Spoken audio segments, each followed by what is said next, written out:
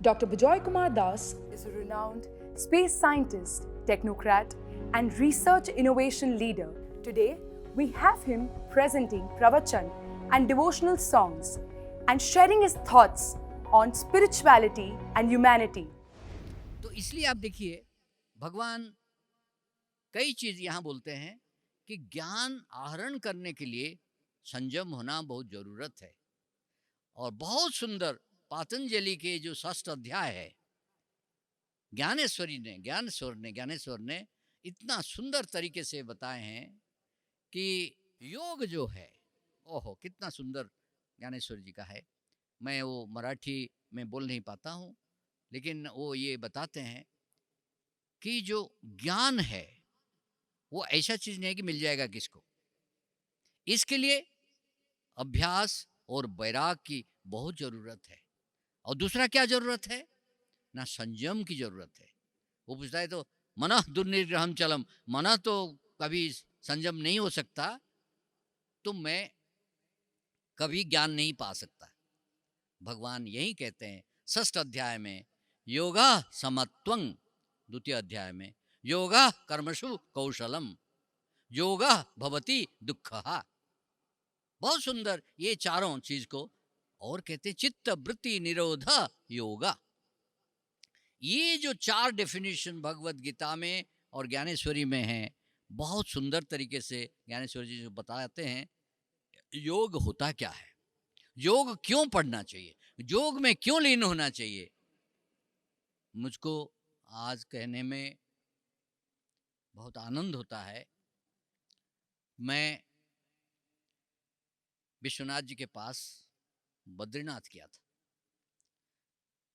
मैं देखा तो ये तो फकीर है, ये तो भिखारी है, ये तो हमेशा प्रभु के पास भीख मांगते रहते हैं। हे प्रभु मुझे ऐसे बना दो ताकि तुम्हारे चरण का मैं दास बन के रहूं। लेकिन मुझे जो मिला उनसे मैं परम भाग्यशाली हूं। आज मुझे कहने में कोई त्रुटि नहीं है। जो अनुभूति जो है विश्वनाथ जी मुझे दिए, मेरे आराध्य है, मेरे मित्र है। मैं अर्जुन हूँ और वो विश्वनाथ है प्रभु। वो क्या दिए मैं बताता हूँ आपको। ज्ञानेश्वर जी को मुझे दे दिए, इसको ले लो, मेरे पास यही है। तुकाराम है, ज्ञानेश्वर है। मैं दोनों दिखाऊंगा आपको। मैं तुकाराम बनूंगा अभी कुछ देर के बाद, और मेरे ज्ञानेश्वर जी ने जो दिखाया उसको भी मैं आपको बताऊंगा। मैंने कुछ मांगा तो छप्पर फाड़ के मुझे अपने प्रभु को मेरे पास झोले में डाल दिए। मैं उसको लेके चला गया और आज मैं उसको अनुभव करता हूँ। वो क्या चीज़ मुझे दे गए, पैसा से कुछ नहीं मिलता मुझे। मैं साधना में चला गया, पुरी में आश्रम बनाया, अमेरिका में आश्रम बनाया, और वो जो डेली साधना, प्रतिदिन साधना करता हूँ, जो ज्ञानेश्वर जी ने, मेरे सौभाग्य इतना है देखिए, ज्ञानेश्वरी को जब मैं लिया तो मेरी वाइफ महाराष्ट्रियन थी, तो मुझे उसको समझाने लगी। तो आप ऐसे ही प्रैक्टिस करिए, आप समाधि में लीन हो जाएंगे। मैं जो अनुभव अभी करता हूँ, जो मैं किसी चीज़ में हाथ लगाता हूँ सिद्धि प्राप्त हो जाता है। मैं देखता हूँ ये सब कुछ मुझे अपने से लेके दे दिए। मुझे जो मिला परम संपद मिला है। तो वो जो सिखाए थे वो कि भगवान ज्ञानेश्वर संजीवन समाधि लिए थे, उसका मैं प्रैक्टिस करना लगा कि मुझे ऐसे प्राणायाम करूं ताकि जिस दिन मैं जाना चाहूं तो मैं जा सकता हूं। इसी में मैं अभी 10 साल अभ्यास कर रहा हूं, और उसी को प्रैक्टिकली मुझे दिखाने के लिए प्रभु की करुणा ऐसे हुई कि मैं भाऊ शिवशंकर पाटिल के साथ एक माउंटेन में गया, और वो माउंटेन में मुझे अपने समाधि में जाकर वो मुझे कहे ये समाधि है। इतना बड़ा संपद भाव ने मुझे दिया। वो जब समाधि में जाते थे उनको देख नहीं सकता था मैं बहुत, फिर मुझे टच कर दिए तो मैं आंख बंद करके सब कुछ देख पाता था। ये जो अनुभूति है, मैं उसी दिन से जान लिया कि ये दोनों अवतारी पुरुष है। वो स्वयं महाराज है, गजानन महाराज है। सब लोग उनको कहते थे, आप जिसके साथ सोते हैं, खेलते हैं, बोलते हैं, वो आप जानते हैं उनको? उनका नहीं, आपके साथ 10-12 घंटे डेली बिताते हैं वो, आप उनको पहचान नहीं पाए? मैं कह नहीं ना, स्वयं गजानन महाराज है। तो मैं कितना भाग्यशाली हूँ, 2 अवतारी पुरुष के साथ मेरा जीवन भारत में बीता। तो मैं बेटे को बोला कि मैं अभी भारत जा रहा हूँ, मुझे वहीं जाना है। तो मेरे लिए पूरी सिलेक्ट किए। एक तो दलाई लामा बोले कि तुम मेरे पास आ जाओ, अपने ड्रेस फ्रेस सब भेज दिए मेरे पास, लेकिन पूरी जगन्नाथ जी ने मुझे बुला दिए, वहाँ शुरू किए। मैं अभी इसको प्रैक्टिस करता हूँ। मैं आपको पहले बताया था कि अनुभूति, रियलाइजेशन, आप शब्दरुद्ध हो जाते हैं। मैं जब उसी स्टेज में जाता हूँ, सुबह सुबह मुझे कोई देखता है तो एक अनंत असीम आनंद है। वो ज्ञानेश्वर जी की कृपा से हमको ये मिला है, क्योंकि उनका जो तरीका बताए हैं उसमें वो बहुत साधारण तरीका है, कॉमन मैन के लिए, साधारण लोगों के लिए बताए हैं। लेकिन जो पतंजलि बताए हैं वो थोड़ा डिफिकल्ट है। लेकिन ज्ञानेश्वरी जी ने जिस तरह सबको संसार को दिए हैं कि कैसे साधना में समाधिस्थ हो सकते हो, कैसा प्रैक्टिस करना चाहिए, वो बहुत सुंदर तरीके से मेरी बीवी ने मुझे समझाया उसको पढ़ के। उसमें ये है कि 5-6 मिनट मृत्यु से पहले you don't feel you have any body, आपके शरीर है, आपको फील नहीं होता। उस समय आपके अभ्यास और साधना से जब आप उनको याद कर पाते हैं तब आप वहीं चले जाते हैं, नहीं तो आप नहीं जा सकते।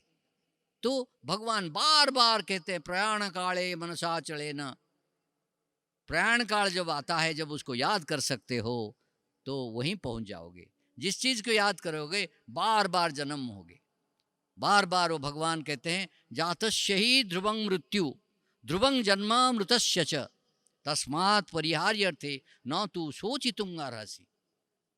कुछ लोग कहते हैं जो जन्म हुआ है वो तो जरूर मरेगा, वो सही है, हम देखते हैं। लेकिन जो मरा हुआ है वो जन्म नहीं लेता। हमने कहीं देखा नहीं ना, हम प्रूव कर सकते हैं ये मर गया था वो जन्म हुआ है। लेकिन प्रभु वहाँ नहीं कहते, प्रभु झूठ नहीं बोलेंगे। प्रभु कहते हैं जो मृत है, मृत मीन्स जो अमृत का विपरीत है, जो आनंद से निरानंद है, जो दुखी है, अशांतस्य कुतः सुखम, जिस अशांत है, हमेशा मुझे ये चाहिए वो चाहिए ये चाहिए, जो सोचता रहता है, उसको सुख और आनंद कहाँ से मिलेगा? वही जो मृत व्यक्ति है, जिंदगी भर मर मर के जिंदा रहता है, वो हमेशा बार बार जन्म लेता है, डिफरेंट जोनी में जन्म लेता है। भगवान बार बार कहते हैं यही एक कारण है जिसके लिए लोग बार बार जन्म लेते हैं। लेकिन मेरा जो जन्म है वो दिव्य जन्म है। मैं जान पूछ कर आता हूँ, अपने आप को सृष्टि करता हूँ। यदा यदा ही धर्मस्य ग्लानिर्भवति भारत अभ्युत्थानं अधर्मस्य तदात्मानं सृजामि अहम अहम सृजामि परित्राणाय साधूनां विनाशाय च दुष्कृतां धर्म संस्थापनार्थाय संभवामि युगे युगे। भगवान प्रॉमिस करते हैं, प्रतिज्ञा करते हैं, जब भी ये समय आएगा तो मैं जरूर जन्म लूंगा। आप जानते हैं भगवान कुछ करते नहीं है, अकर्म है, वो निर्गुण है, तो हमारे द्वारा करवाते हैं काम। वो अनुभूति मैं आपको यहां दे सकता हूं, प्रैक्टिकली दे सकता हूं। अर्जुन उस समय थे और एक अवतारी पुरुष आपके गहन में है, वो है विश्वनाथ जी कराड़। कर्मयोगी है और वो कर्मयोगी के माध्यम से भगवान ये सब करवाते हैं। चल तेरे को जन्म किस लिए हुआ कर, वो हमेशा एक ही लक्ष्य से वो काम कर रहे हैं। आप देखेंगे विश्व में हम इसको फैलाने के लिए, सबको शिक्षा देने के लिए एक सुंदर चीज कल बना, वो है स्टूडियो। मैं ये पहले उनको बताया था जब MIT बॉस्टन में काम करता था, जब उनके प्रोफेसर लोग ये पढ़ाते हैं हम इसको पढ़ाएंगे, तो वीडियो मेरे पास हार्ड ड्राइव में वो दे दिए, खुश होके दे दिए। तो मैं उस समय सोच रहा था, और किस लिए मुझे दिए, कि इसको बदला दो, इसको 3D, it's high definition, ultra high definition, 360 degree, और ऑगमेंटेड रियलिटी, वर्चुअल रियलिटी, और दूसरा अभी जो नया आर्टिफिशियल इंटेलिजेंस के साथ जो रियलिटी आया है वो मुझे दे दो।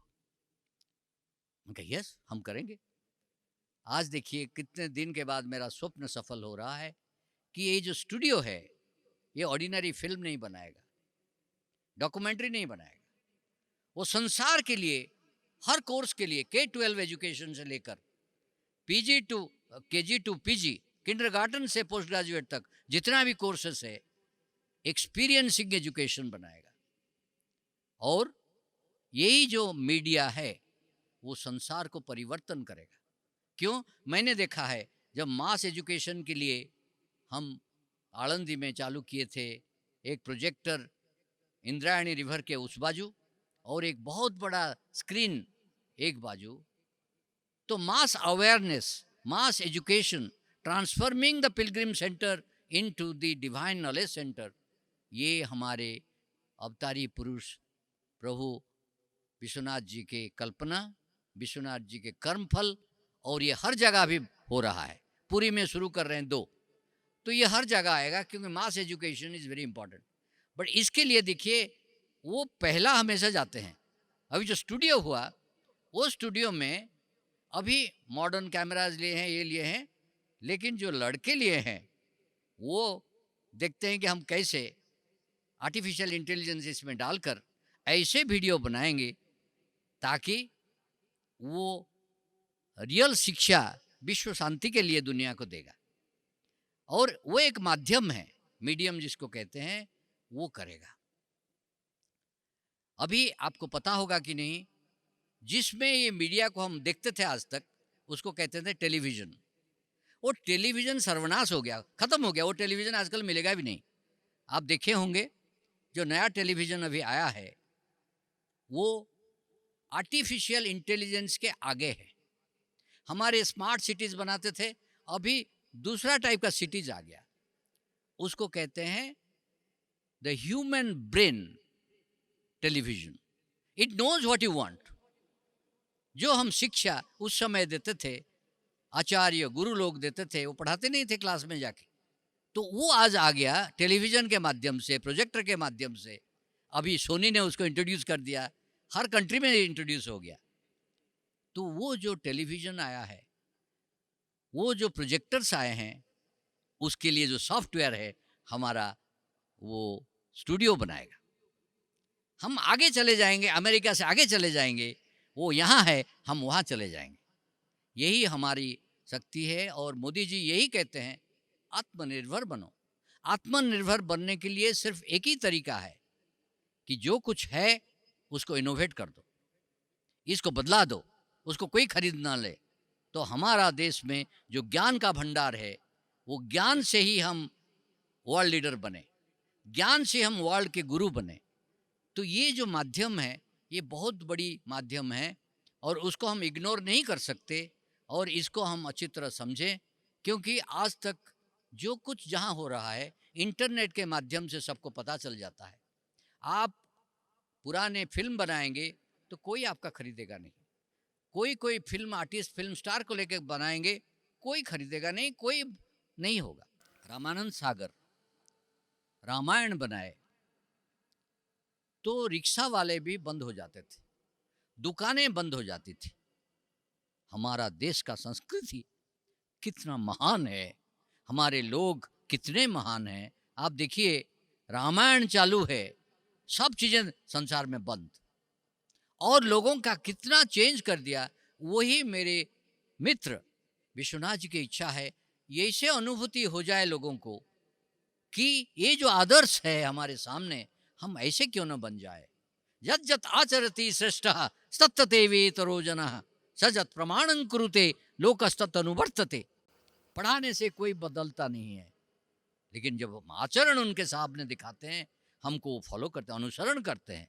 हम जो प्रमाण कर देते हैं हमारे जीवन में, उसी को अनुसरण करते हैं, दूसरा नहीं, कितना भी आपके पास पैसा हो, कितना भी पास ज्ञान हो, वो सिर्फ आपके आचरण को फॉलो करते हैं। तो ये आचार्य जो है, जो गुरु है, वो हमारे ये सामने सब बैठे हुए हैं। तो उनको अनुसरण कैसे करेंगे? आपके मीडिया इसको ला सकता है चारों तरफ। मैं कोई भी विपन से आत्मा को मार नहीं सकता। नैनं छिन्दन्ति शस्त्राणि नैनं दहति पावकः न एनं क्लेदयन्ति आपो न शोषयति मारुतः। आत्मा तो मरता नहीं है, आत्मा को मारता नहीं है, वो तो शुष्क भी नहीं होता।